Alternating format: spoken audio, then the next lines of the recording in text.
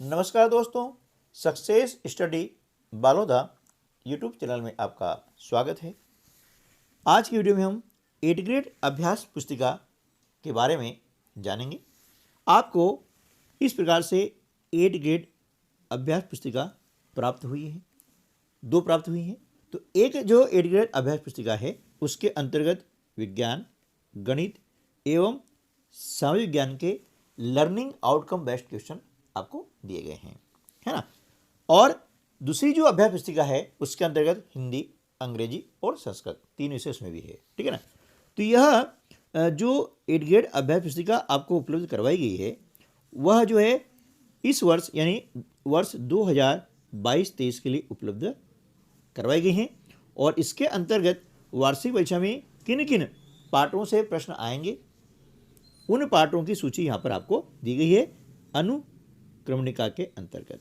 जिसे आप देख रहे हैं कि यहाँ पर पार्ट 1 है, 2 है और 3 नहीं है, यानी जो नहीं है वह पार्ट इस वर्ष आपको पढ़ना नहीं है क्योंकि उनके अंदर से प्रश्न नहीं आएंगे। तो वार्षिक परीक्षा में जिन जिन पार्टों से प्रश्न आएंगे उन पार्टों की सूची आपको यहाँ पर दी गई है। जैसे पार्ट 1, 2, 4, 5, 6, फिर 7, 8, 9 नहीं है, फिर 10 है, इस प्रकार से, है ना। फिर 11, 12, 13, 14, 15, 16 नहीं है, 17 और 18, इस प्रकार से। तो जो पाठ नहीं है वे पाठ आपको इस वर्ष नहीं पढ़ने हैं, क्लियर। उनमें से परीक्षा में नहीं पूछा जाएगा। ये जो पाठ हैं इनमें से आपको वार्षिक परीक्षा में पूछा जाएगा, क्लियर। तो चलिए इसी क्रम में हम आगे बढ़ते हैं। तो ये सारे पाठों की वीडियो मैं आपको क्रमशः उपलब्ध करवाता रहूँगा। तो चैनल को यदि आपने सब्सक्राइब नहीं किया है तो चैनल को सब्सक्राइब कर लीजिएगा ताकि ये हेल्पफुल वीडियो आपको सबसे पहले मिले। तो चलिए हम शुरू करते हैं आज का वीडियो। पार्ट 1 पादपों में पोषण, कक्षा 7, विषय विज्ञान। पहला प्रश्न है, पोषण किसे कहते हैं? भोजन के प्रमुख घटकों के नाम लिखिए, ठीक है ना। प्रमुख घटकों के नाम। सजीवों द्वारा भोजन ग्रहण करने एवं इसके उपयोग की विधि को पोषण कहते हैं। कार्बोहाइड्रेट, प्रोटीन, वसा, विटामिन एवं खनिज भोजन के प्रमुख घटक हैं, है ना। तो भोजन के प्रमुख घटक कौन कौन हो गए हैं? कार्बोहाइड्रेट हो गया है, प्रोटीन, वसा, विटामिन और खनिज लवण जो होते हैं वे सभी भोजन के प्रमुख घटक होते हैं, क्लियर। चलिए नेक्स्ट क्वेश्चन है, पौधे के किस भाग को पौधे की खाद्य फैक्ट्रियां कहा जाता है एवं क्यों? इसका उत्तर होगा, पौधे की पत्तियों को पौधे की खाद्य फैक्ट्रियां कहा जाता है क्योंकि हरी पत्तियों द्वारा प्रकाश संश्लेषण के माध्यम से पौधे के लिए भोजन यानी खाद्य उपलब्ध होता है, ठीक है ना। चलिए नेक्स्ट क्वेश्चन है, प्रश्न है 3 का अ, मरुस्थलीय पादपों में पत्तियां शल्क और शूल रूपी हो जाती है क्यों?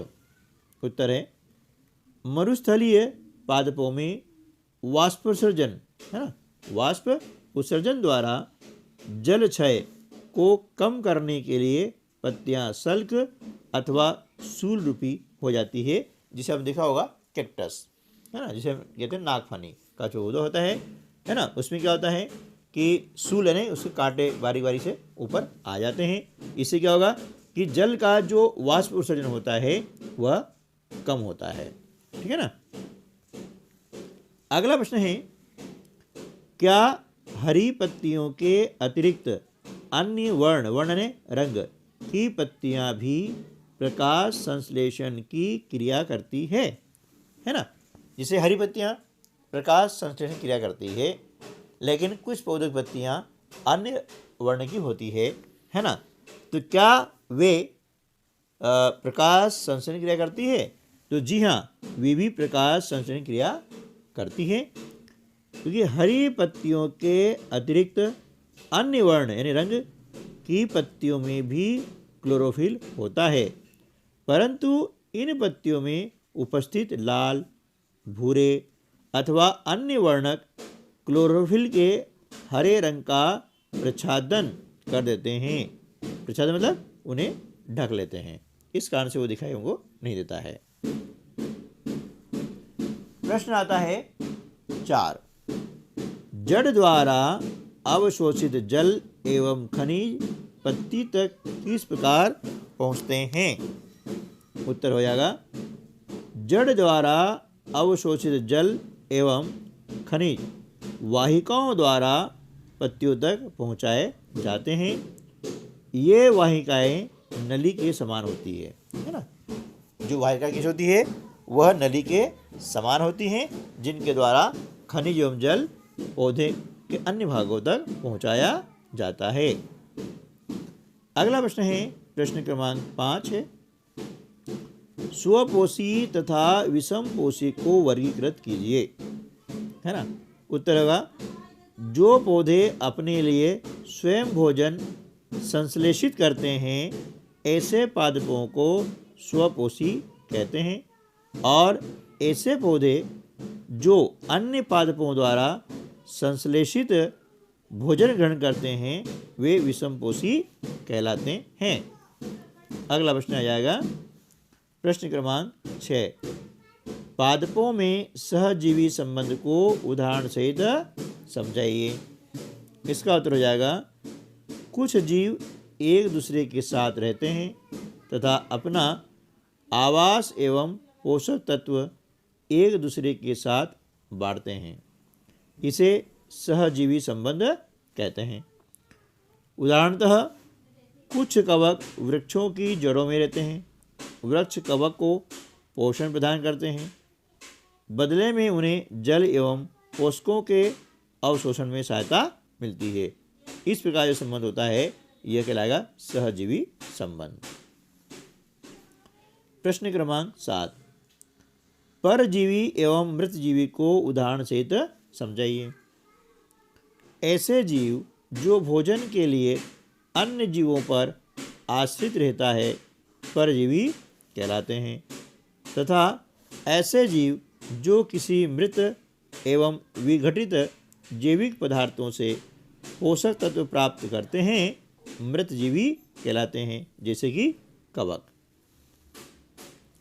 अगला प्रश्न है, कीटभक्षी पादप भोजन का भक्षण किस प्रकार करते हैं, सचित्र समझाइए।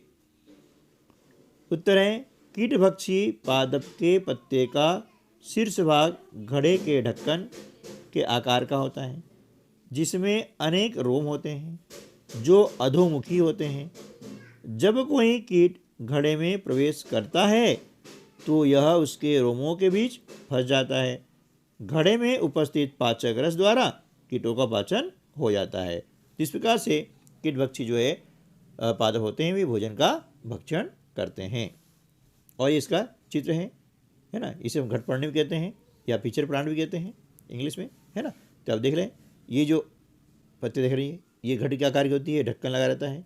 जैसे ही कोई कीट इसके अंदर आता है ये ढक्कन बंद हो जाता है, ठीक है ना। और ये रोम होते हैं अधोमुखी, इस कारण से क्या होगा कि कीट ऊपर नहीं चढ़ पाता है, ठीक है ना।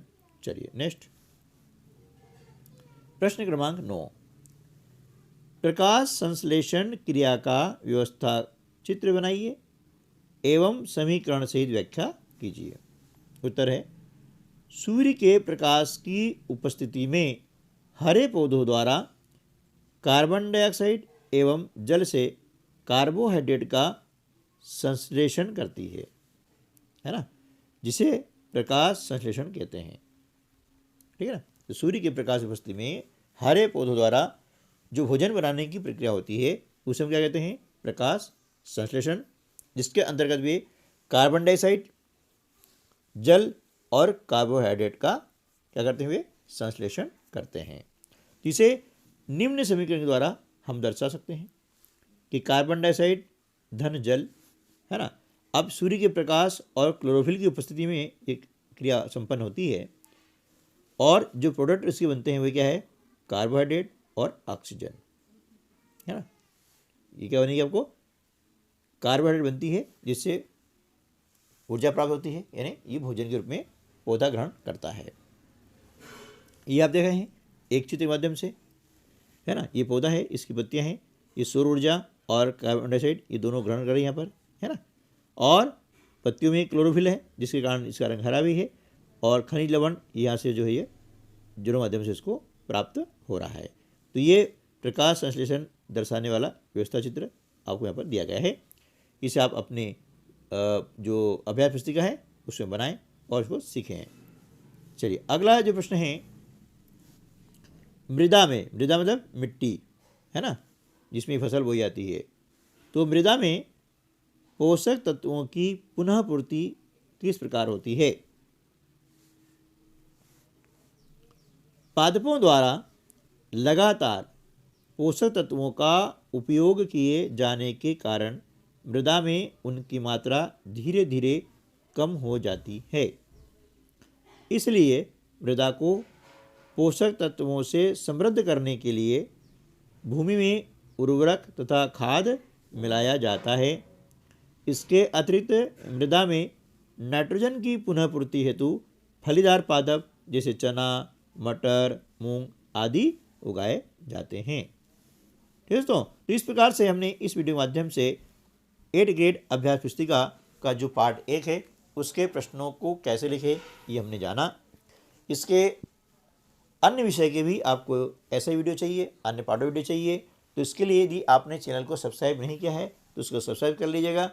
और इन सारे विषयों की लिंक, सारे पाठों की लिंक इस वीडियो के डिस्क्रिप्शन बॉक्स में आपको उपलब्ध हो जाएगी, जहां से आप उन्हें देख सकते हैं, सीख सकते हैं और परीक्षा में सर्वाधिक अंक प्राप्त कर सकते हैं।